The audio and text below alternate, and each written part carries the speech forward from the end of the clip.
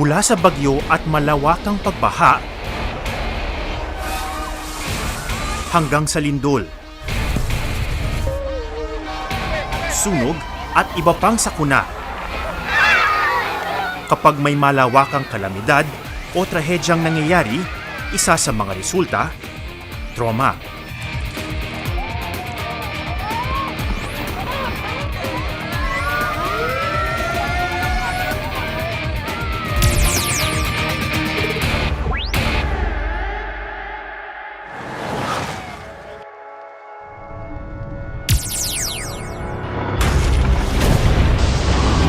Sa unang video, natutunan natin kung ano ang psychological first aid at ang core actions nito. Ang look, listen, at link. Pero, tandaan na iba ito sa tinatawag na debriefing o counseling. Ma'am, ano po ba ang kaibahan ng psychological first aid sa debriefing or counseling? Actually, ang debriefing ay isa ring paraan ng pagtulong. Pinapakwento ang mga survivors ng kanilang naranasan sa isang trahedya, for example.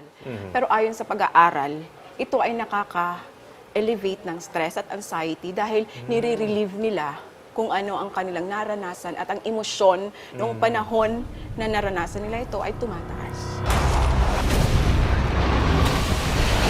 Sa pagsasagawa ng psychological first aid, hindi natin pinipilit na magkwento ang survivor, lalo na ng mga personal na detalye ng kanyang buhay. Sige ka, ikwento mo nga sa akin kung paano kayo inanod ng baha, kung paano nangyari. Hindi rin natin dapat binibigyan ng simpleng reassurance Sige. tulad ng Magiging okay din ang lahat. Buti nga eh. Nakaligtas ka pa, di ba? hindi rin kasama sa psychological first aid ang pagbibigay ng mga pangakong hindi tiyak na magagawa o mapaninindigan. Sige, sige. Hanapin ko ang mama at papa mo. Mamaya mga 6 p.m. Sure yun, nandito na yung mga yun. Sige na, huwag ka na umiyak. At lalong hindi rin dapat magbigay ng opinyon sa kakulangan o kawalan ng mga serbisyong dapat na ibibigay sa mga survivor. Dapat kasi may portalit dito eh.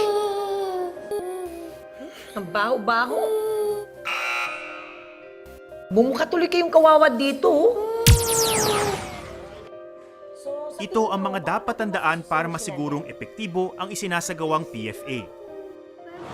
Promote safety. Ito ang simpleng pagbibigay ng basic needs ng survivor at pagpapaalala sa simpleng paraan kung saan at paano ito makukuha. May iba ka pa bang kailangan? Saan ko kukuha mamaya ng pagkain ko? Meron tayo dun sa kabilang kwarto. Pwede ka kumuha dun kung ano kailangan mo. Sige po, salamat po. Sige, kumain ka na ha. Promote calm. Kalma lang. Pakinggan ng mabuti ang kwento ng survivors. Ayoko na dito! Gusto ko na makita ang mga at papa ko! Be friendly and compassionate.